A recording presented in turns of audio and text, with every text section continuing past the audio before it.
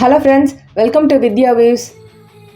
ஒரு மஷ்ரூமும் கொஞ்சமாக ராஜ்மாவும் வச்சு டக்குன்னு ஒரு சப்பாத்திக்கு சைட் டிஷ் பண்ணால் எப்படி இருக்கும், அதுவும் இந்த வின்டர் சீசனில் சூப்பராக இருக்கும்ல.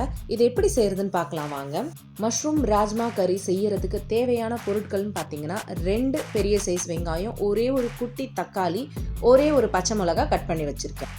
இது கூடவே ஒரு 200 கிராம் மஷ்ரூமை கட் பண்ணி தண்ணியில் போட்டு வச்சுருக்கேன். 1 கப் அளவில் ராஜ்மா இருக்குல்ல, ரெட் கலர் ராஜ்மாவை நான் வேக வச்சு எடுத்து வச்சுருக்கேன். நான் இன்னைக்கு இந்த கறியை சட்டியில் தான் பண்ண போகிறேன். 2லேருந்து 3 டேபிள் ஸ்பூன் அளவுக்கு எண்ணெய் விட்டுக்கிட்டேன். எண்ணெய் சூடான பிறகு பட்டை சேர்த்துக்கிறேன், 2 கிராம்பு, 1/2 ஸ்பூன் சோம்பு. இப்போ இது எல்லாத்தையும் வறுத்துக்கோங்க. இப்போ பச்சை மிளகாயும் சேர்த்துக்கோங்க.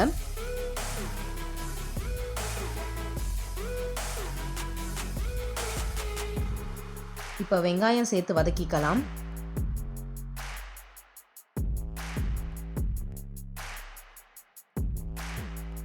கொஞ்சமாக மஞ்சத்தூள் சேர்த்துக்கலாம். தேவையான அளவுக்கு உப்பு சேர்த்துக்கோங்க. 2 டேபிள் ஸ்பூன் அளவுக்கு இஞ்சி பூண்டு விழுது சேர்த்துக்கிறேன். இதோட பச்சை ஸ்மெல் போகிற அளவுக்கு நல்லா வதக்கிக்கோங்க. இப்போ தக்காளி சேர்த்துக்கோங்க.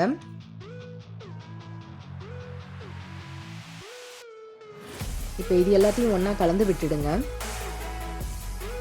நான் இதை சும்மா ஒரு 2 நிமிஷம் போல் மூடி போட்டு விட்டுடுறேன்.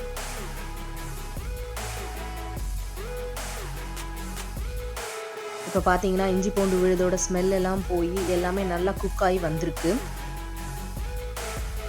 நான் 1 ஸ்பூன் வீட்டில் அரைச்ச குழம்பு மிளகாய் தூள் சேர்த்துக்கிறேன். மிளகாய் தூளோட லிங்க்குமே நான் டிஸ்கிரிப்ஷனில் கொடுக்குறேன். 1/4 ஸ்பூன் அளவுக்கு காஷ்மீரி சில்லி, 1/4 ஸ்பூன் அளவுக்கு தனி மிளகாய் தூள்,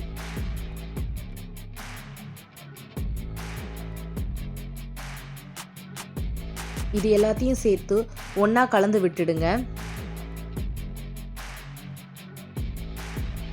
இப்போ ஒரு கைப்பிடி அளவு கருவேப்பிலையும் சேர்த்துக்கோங்க.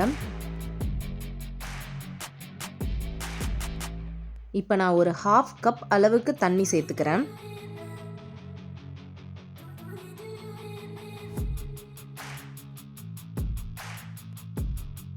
மூடி போட்டு ஒரு 3 நிமிஷம் போல விட்டுடுங்க.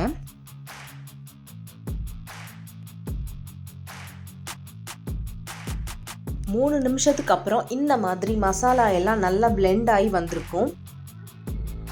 இப்போ இந்த ஸ்டேஜில் நம்ம வேக வச்சு எடுத்திருந்த ராஜ்மா சேர்த்துக்கலாம். இதை ஒரு வாட்டி கலந்து விட்டுடுங்க. அடுத்து மஷ்ரூமும் சேர்த்துக்கோங்க.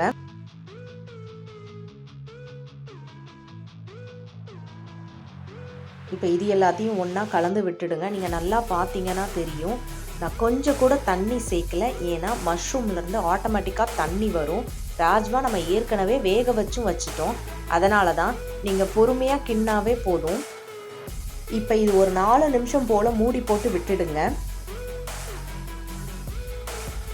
பார்த்தீங்கன்னா மஷ்ரூம்லேருந்து நல்லாவே தண்ணி விட்டுருக்கு. இதை எல்லாத்தையும் ஒரு வாட்டி மிக்ஸ் பண்ணிவிடுங்க. இப்போ இது கூடவே நான் ஒரு தேங்காய் விழுது ரெடி பண்ணி சேர்த்துக்க போகிறேன். கொஞ்சமாக தேங்காய் சேர்த்துக்கிறேன். நான் ஏற்கனவே 1 ஸ்பூன் அளவுக்கு கசகசா, ஒரு 5லேருந்து 6 முந்திரி பருப்பும் ஊற வச்சுட்டேன் ஒரு 5 நிமிஷம் போல். இப்போ அதையும் இது கூட சேர்த்து மிக்சியில் நான் ஒரு பேஸ்ட் மாதிரி அரைச்சி எடுத்துக்க போகிறேன். இந்த மாதிரி ஃபைன் பேஸ்ட்டாக ரெடி பண்ணி வச்சுக்கோங்க. இப்போ இதையும் நம்ம ஆட் பண்ணிக்கலாம்.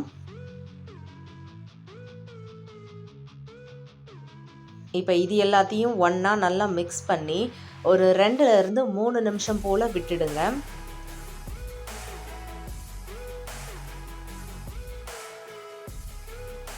இப்போ பார்த்தீங்கன்னா ஒரு சூப்பரான திக்கான கிரேவி ரெடி ஆயிடுச்சு. பார்க்கவே யம்மியாக இருக்குது.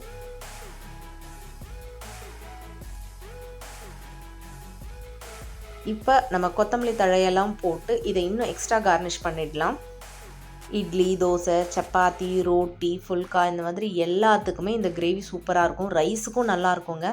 ஏன்னா நம்ம இதை சட்டியில் வேற செய்கிறோம். சூப்பராக இருக்கும். இப்போ இதை நம்ம எடுத்து பிளேட் பண்ண வேண்டியது தான். நீங்களும் ட்ரை பண்ணி பாருங்கள். இந்த வீடியோ உங்களுக்கு பிடிச்சிருக்குன்னு நினைக்கிறேன். மறக்காமல் நம்ம சேனலை சப்ஸ்கிரைப் பண்ணுங்கள். அப்படியே உங்கள் ஃப்ரெண்ட்ஸுக்கு எல்லாம் ஷேர் பண்ணி விட்டுட்டு லைக்கும் பண்ணிவிடுங்க. தேங்க்யூ.